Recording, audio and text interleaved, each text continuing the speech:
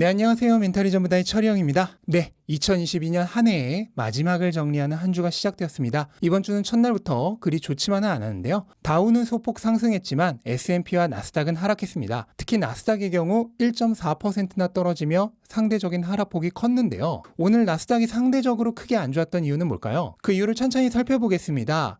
현재 가치주의 평균이라고 할 수 있는 다우, 전체 시장의 평균이라고 할 수 있는 S&P, 성장주의 평균이라 할 수 있는 나스닥을 비교해 놓고 보면 분위기가 완전히 판이한 것을 알 수 있습니다. 다우는 최근 주가 흐름이 굉장히 견고한 것을 볼 수 있는데요. 심지어는 이미 하락 추세를 끝내고 상승 추세로의 전환 또는 중기간 횡보가 예상되는 모양새입니다. 적어도 하락 모멘텀은 끝나가는 것으로 보이는데요. S&P의 경우는 조금 다릅니다. S&P는 여전히 하락 추세가 끝나지 않았습니다. 매 상승기마다 결국 추세 저항선을 뚫지 못하며 이전보다 고점과 저점이 함께 내려가는 하락 모멘텀이 지속되고 있습니다. 그리고 가장 심각한 것이 바로 나스닥인데요. 나스닥은 추세 저항선 근처까지도 못 가고 떨어지고 있고 그 기울기도 S&P보다 더 심한 것을 볼 수 있습니다. 이것은 주식시장이 약세 시장이 되면 원래 나타나는 현상이기도 하죠. 가치주는 상승장과 하락장의 변동폭이 낮고 경기 방어를 할 수 있는 주식들이 많습니다.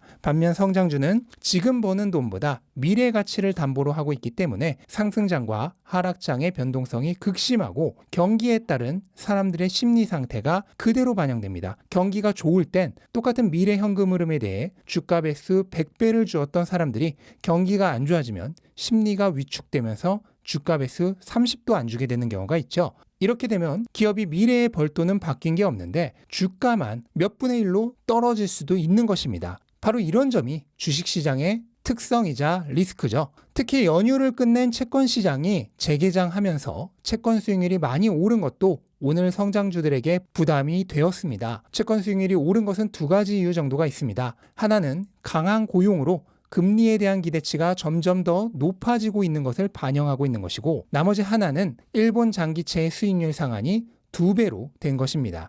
이로 인해 일본 장기채 가격이 급락했고 전체 채권 시장 가격을 함께 끌어내리고 있습니다. 또한 향후 엔화의 강세가 예상되면서 미국 국채는 상대적으로 약해질 수 있다는 전망의 반영입니다. 여기에 대해서는 얼마 전 라방에서 말씀을 드렸는데 조만간 편집 영상이 올라갈 예정이니 라방에서 이야기 듣지 못하셨던 분들은 영상을 봐주시면 더 자세한 얘기를 들으실 수 있고요. 아무튼 이로 인해 미국 국채 가격이 하락하면서 가격과 반대로 움직이는 채권 수익률이 높아졌고 채권 수익률은 명목금리이기 때문에 높아질수록 기업들의 미래가치 할인율도 함께 높아집니다. 따라서 현재 가치보다 미래 가치를 담보로 하는 성장주에게 더 안 좋습니다. 오늘 나스닥이 다우나 S&P보다 훨씬 더 안 좋았던 이유 중에 하나입니다. 그리고 오늘 나스닥이 상대적으로 안 좋았던 마지막 이유는 나스닥의 대표 주식 중 하나인 테슬라의 급락입니다. 테슬라의 주가가 11% 넘게 급락하면서 나스닥 전체를 끌어내리는데 일조했습니다. 오늘 테슬라가 크게 하락한 데는 몇 가지 이유가 있는데요. 우선 첫 번째는 이미 예고되었던 기가 상하이의 생산 감소가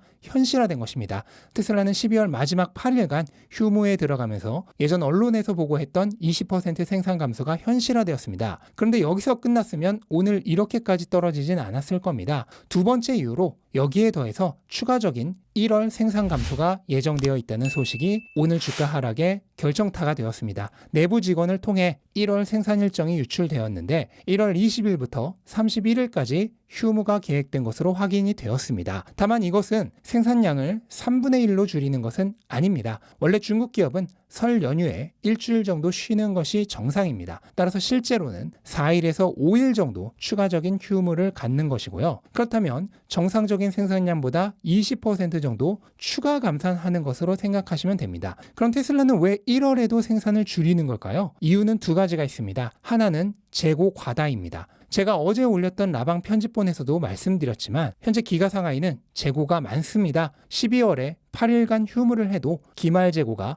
약 2만 대에서 2만 5천 대 사이가 될 것으로 보고 있는데요. 가장 이상적인 재고 대수는 1만 대입니다. 그렇다면 아직 1만 대에서 1만 5천 대를 더 줄여야 합니다. 그런데 1월에 4에서 5일 정도 추가 휴무를 합니다. 현재 상하이는 하루에 2,000대 후반에서 3,000대 조금 안 되게 생산 중입니다. 그렇다면 4에서 5일 정도 추가 휴무를 한다면 생산량을 1만 대에서 1만 5천 대 정도 줄일 수 있습니다. 테슬라가 줄여야 하는 재고량과 정확하게 일치하죠. 따라서 이게 가장 큰 이유라고 할 수 있고요. 또 한 가지, 현재 중국에서 확산되는 코로나로 인해 많은 직원들이 고통받고 있는 것도 휴무를 길게 갖는 하나의 이유라고 볼 수 있겠습니다. 그리고 바로 이 중국의 코로나 확산이 내년 테슬라 생산에 여러 차례 지장을 줄 가능성도 있다는 우려가 오늘 주가를 하락시킨 세 번째 요인이 되겠습니다. 그리고 네 번째, 다섯 번째 요인은 계속해서 말씀드리고 있는 패닉셀과 롱스퀴즈입니다. 주가가 하락하자 심리적 공황 상태에서 주식을 그냥 던지는 패닉셀, 그리고 주식담보대출의 강제 청산을 막기 위해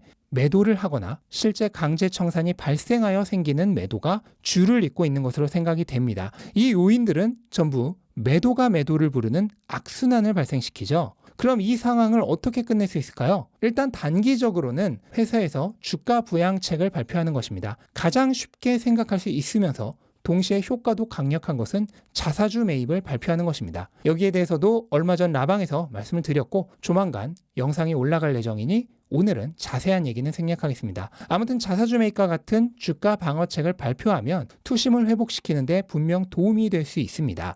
두 번째로는 가장 근본적인 문제인 트위터와 중국 수요에 대한 불안을 불식시키는 것입니다. 트위터의 경우는 빠르게 경영자를 찾아서 경영을 맡기고 일론 머스크가 테슬라에 집중하는 모습을 보여주는 것으로 노이즈가 상당 부분 축소될 것으로 예상됩니다. 중국 문제의 경우는 빠른 해결은 어렵습니다. 2023년 전반적인 판매량을 통해서 비록 전기차 내 점유율은 시장 확대로 줄어들어가지만 전체 승용차 내 점유율은 늘어나면서 판매량 자체는 꾸준히 늘어나고 있다는 점을 확인시켜주는 수밖에 없습니다. 마지막으로는 시장의 개선입니다. 금리 인상이 중단되고 경기 침체가 심하지 않은 모습을 보이면서 시장 자체가 성장주에 유리한 환경으로 돌아서는 게 가장 중요하다고 볼 수 있습니다. 현재 테슬라의 가격 하락은 펀더멘털적인 영역을 넘어서 투매에 가까운 단계에 있습니다. 이때 주가를 회복시키는 것은 펀더멘털이 아니라 오히려 투자자들의 심리입니다. 따라서 심리가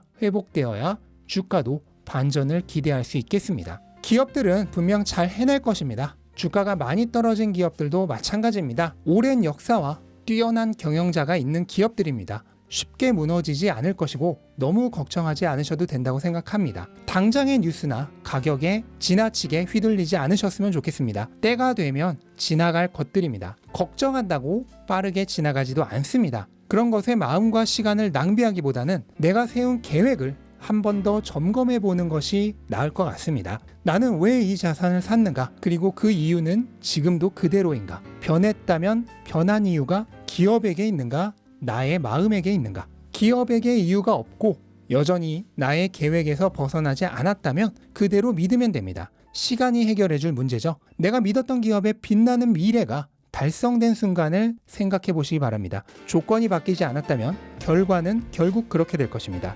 지금의 모습에 너무 매몰되지 않으셨으면 좋겠습니다. 겉으로 드러난 껍데기에 너무 집착하면 속에 있는 진짜 모습은 보이지 않습니다. 그렇게 되면 끊임없이 외부로 드러나는 현재 상황에 휘둘리게 될 뿐입니다. 투자를 하는 내내 마음 편할 날은 오지 않습니다. 약세장이 끝나면 마음 편해질 것 같지만 결코 그렇지 않습니다. 나에게 있는 원인이 고쳐지지 않으면 결국 강세장이 와도 마찬가지입니다. 단지 괴로움의 원인이 떨어지는 가격에서 이익을 잃으면 어쩌나, 나만 빼고 남들만 부자 되면 어쩌나 하는 걱정으로 바뀔 뿐이죠. 모든 것에는 흐름이 있고 흐름은 바뀌게 되어 있습니다. 나도도 알아서 바뀝니다. 내가 돌본다고 더 빠르게 바뀌지도 않습니다. 하지만 나 자신은 다릅니다. 그냥 놔둔다고 해서 자연적으로 바뀌지 않습니다. 그리고 나 스스로 돌보면 바꿀 수 있습니다. 따라서 우리가 마음을 쏟아야 하는 대상은 시장이 아닌 나 자신입니다. 아마 이 말이 지금과 같은 환경에서는 대부분의 사람들에게 들리지 않을 것입니다.